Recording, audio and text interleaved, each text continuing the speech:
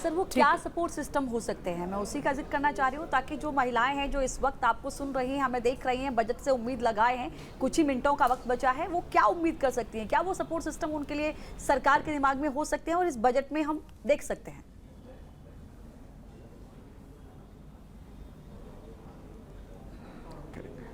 एक तो ये हो सकती है कि जो कंपनीज जो है जो एम्प्लॉय करती है वुमेन को, जो पर्टिकुलरली एमएसएमईज है, उनके थ्रू एक इंसेंटिव सिस्टम जारी किया जाए. So even the MSMEs are encourage to have more female employees जो स्किल डेवलपमेंट के माध्यम से इनके साथ जुड़ सकती है. सेकेंड, जो पर्टिकुलरली वुमेन जो वर्किंग क्लास है उनको भी उनके जो एम्प्लॉयमेंट में जो स्टैंडर्ड डिडक्शन और उसका जो भी बेनिफिट मिलता है उसमें कुछ मुनाफा दिया जाए. एंड रूरल क्लास में, रूरल एरियाज़ में जो विमेन है उनको जॉब अपॉर्चुनिटीज़ देने के लिए अगर कंपनीज जो है, इंडिया का कॉर्पोरेट सेक्टर अगर कुछ इनिशिएटिव्स वगैरह लेता है तो ज़रूर कुछ सब्सिडी दी जाए. तो ये एक इनडायरेक्ट तरीके से हम इसको एक्सपेक्ट कर सकते हैं. तो क्या ये वाकई होगा? ये कैसे होगा? ये कैसे ज़मीन पर उतारा जाएगा? ये अपने आप में बड़ा सवाल है. हमारे साथ मनमोहन सिंह जी जुड़ गए हैं, ये होटल व्यवसायी हैं. मनमोहन जी, बहुत स्वागत है आपका. मैं जानना चाहती हूँ कि आज बजट से आप क्या उम्मीद लगाए बैठे हैं? क्या लगता है सरकार क्या बदलाव ला सकती है? क्या कुछ करना चाहिए सरकार को? देखिए, मेरे दो पर्सपेक्टिव्स हैं. एक तो ऑफ कोर्स इकोनॉमिक है और एक पॉलिटिकल है. In the political sense right now हमको जो मेन चीज़ है या मेन एस्पेक्ट है वो पीस है. पिछले 5 साल से हम लोग देख रहे हैं कि there is too much of disruption, political instability. I would want to make an appeal to the entire political system of the country कि थोड़ी सी देर के लिए हम जो इलेक्शन मोड होता है या खींचातानी का मोड है, इससे निकल के अपनी कंसंट्रेशन इकोनॉमी में लगाएं, जो कि मुझे लगता है कुछ हद तक हटती जा रही है.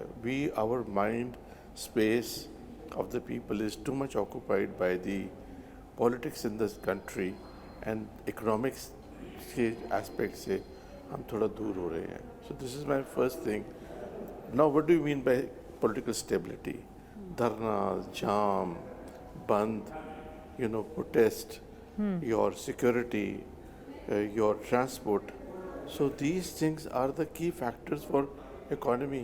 अगर आप security नहीं आपको लगेगी तो आप बाकी चीज़ें क्या करोगे? So एक aspect तो ये है कि for political stability we need to put down for some time all and concentrate towards our economy of the country. Second part जो हमारी एक्सपेक्टेशन आप जैसे कह रही थी कि इकोनॉमिक एक्सपेक्टेशन क्या है. इकोनॉमिक एक्सपेक्टेशन में ये है कि definitely we don't want any new taxes because अभी हम स्टेबल हो रहे हैं. अभी बहुत शॉर्ट मेमोरी है, कोविड को हम लोग भूल गए. But do you know, does the government realise that वो जो एक एस्पेक्ट था, जो एक पीरियड था, उससे अभी तक हम वापस लौटे नहीं हैं. एशियंस और Indians we pretend a lot कि सब ठीक है, क्योंकि हम लगता है कि अगर मेरी आर्थिक हालत ठीक नहीं है तो मेरी सामाजिक हालत पे असर पड़ेगा. COVID was a big setback to people, to traders, to industrialist, to manufacturers. So I think the best thing this government can do right now in this budget is not to levy anything new. Don't surprise us. हमें हैरान मत करिएगा कि ये लगा दिया. थोड़ी देर हम लोग को चलने दीजिए. Give us some time to stabilise into whatever we are and then look up to a new tax. In fact this is a time to give some relief, to do some creative economics and how to bring more people in the tax net. Even today a small percentage is paying taxes, fulfilling its taxation commitment against vast majority of people. अगर हम आधार card सबको दे सकते हैं, अगर हम सब सुविधाएं सबको दे सकते हैं, तो हम उनसे कर क्यों नहीं एकत्र कर सकते? इसकी क्या वजह है? Why is it that only the law-abiding people are lawful and the lawless have no law? So this anomaly, अगर हम ये गैप पूरा करते हैं तो India can be a very rich country bye it's resource. In fact वहाँ आके हम लोग मेरे हिसाब से फेल हो जाते हैं जब हम एक कलेक्टिव मूवमेंट नहीं कर पाते, सिर्फ सेलेक्टिव मूवमेंट करते हैं. This what I have to say. ठीक है मनमोहन जी, ठीक कहा आपने। मैं आपके ही सवाल को लेकर सौरभ जी के साथ जाती हूँ। सौरभ जी, सुना आपने मनमोहन जी को। बाकी कंट्रीज के अलावा अगर हम देखते हैं तो आखिर ये प्रॉब्लम हमें इंडिया में क्यों दिखती है, और इसका जो रेशियो है वो वाकई से डिफरेंस दिखाता है?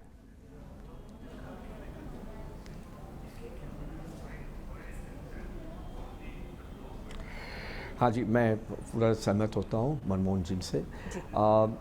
मेरा ये मानना है कि गवर्नमेंट को फ़िलहाल एक इकोनॉमिक टर्न अराउंड के लिए समय देना चाहिए, both at corporate level and also eight individual level, because pandemic के जो इम्पैक्ट है वो काफ़ी समय तक लोगों पे रहे। अभी ये टाइम आया है जब हर एक आदमी, हर एक कंपनी अपने हिसाब से अपनी ग्रोथ स्टोरी लिखना चाहती है, और इस टाइम पे अगर गवर्नमेंट का सहकार मिल जाता है तो डेफिनेटली जो हमारे पास जो स्ट्रेंथ है, हमारे पास जो टैलेंट है और जो फ्यूचर रोड मैप दिखाई दे रहा है भारत के लिए, आई थिंक उसका हम पूरा उपयोग कर पाएंगे।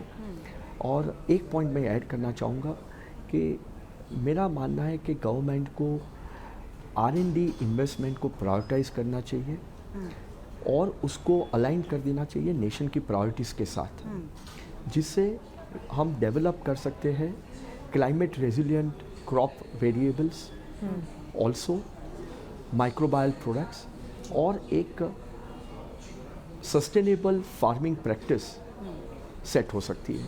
ये मेरे ख्याल से एक करंट सिनेरियो में जब हम ESG और क्लाइमेट एक्शन की बात करते हैं तो ये एक इनिशिएटिव और एक कंबाइंड एफर्ट मेरे हिसाब से काफ़ी ज़रूरी है।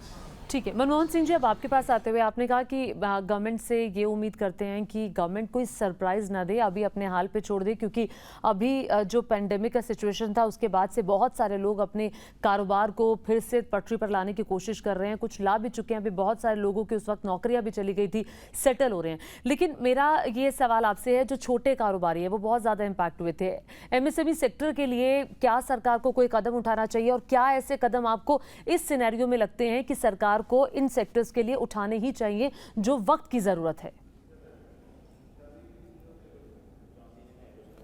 देखिए, जहाँ तक MSME या टाइनी इंडस्ट्रीज की बात है, इनका जो सबसे बड़ा इम्पैक्ट पड़ा है वो GST का पड़ा है। समवेयर डाउन द लाइन हम लोग जहाँ पे मिस कैलकुलेट करके सर्विस इंडस्ट्री पे जो GST लगा है उसने एम्प्लॉयमेंट को बहुत हिट किया है। आपको मैं एक छोटा सा उदाहरण देता हूँ। एक आदमी एक रेस्टोरेंट की जगह लेता है, उसका 18% रेंट है। अगर उसका 1 लाख रुपये रेंट है तो उसको 1,18,000 रुपये देना पड़ रहा है आज की डेट में, और उसको कोई इनपुट भी नहीं मिलता है।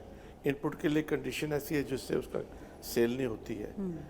और you would understand MSC and tiny industry was the biggest Avenue for employment. आज की डेट में बहुत सारे लोग आते हैं, वो चले जाते हैं, वो कहते हैं हम अफोर्ड ही नहीं कर पा रहे, इतना GST हम देंगे। एक मशीन ले रहे हैं, आपने एक रेस्टोरेंट लगाया फॉर एग्जांपल, उसकी मशीनरी पे आप GST पे करते हो, आपको रिलीफ नहीं। आप उसकी टैक्स, उसकी रेंट पे GST दे रहे हो, आपको रिलीफ नहीं। तो वो जो एक 18% है, we have stolen that 18% from his 30% और 25% which he had to eventually save. जो उसने बचाना था उसी में से हम तो उसके पार्टनर बन गए सीनियर। वहाँ पे एक मिसकैलकुलेशन ये नहीं हुई है कि उसका व्यवसाय नहीं चल रहा, उससे एक मिसकैलकुलेशन ये हुई है कि जो एम्प्लॉयमेंट जनरेट होती थी वो रह गई है। And that stands good for every industry which is in this sector, because हमारा लार्ज स्केल काम नहीं है। आप एक प्रोडक्शन करते हो, आप उस पर कैलकुलेट करते हो, उसके ऊपर बोलते हो यार मुझे ये पैसे मेरे पास बचने हैं, उसमें से आप इतना पैसे जिसका आपको रिफंड ही नहीं आता, आपको कोई इनपुट ही नहीं आती। So somewhere down the line GST in service industry has become counterproductive.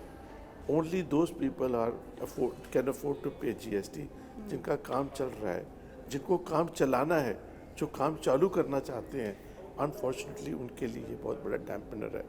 मैं अपनी इंडस्ट्री की तरफ से या स्मॉल सेक्टर की तरफ से ये कहता हूँ कि जब हमने GST इम्पोज किया तब हमें ये चीज़ ज़रूर माइंड में रखनी थी कि we are employment generators, they are engines of employment, it is impacting that also. एक चीज़ मैं आपसे ये कहना चाहूँगा, जो MSME सेक्टर में होता है, जो हम आंकड़े लेते हैं, सरकार लेती है, मैं CI का मेंबर हूँ, प्रोमिनेंट मेंबर हूँ, ऑर्गेनाइज इंडस्ट्री के आंकड़े तो बहुत आ जाते हैं, we get very good numbers, and we base our economy on organized industry or organized number. But you would understand there's a large part of unorganized industry जिसको हम संगठित और असंगठित कहते हैं.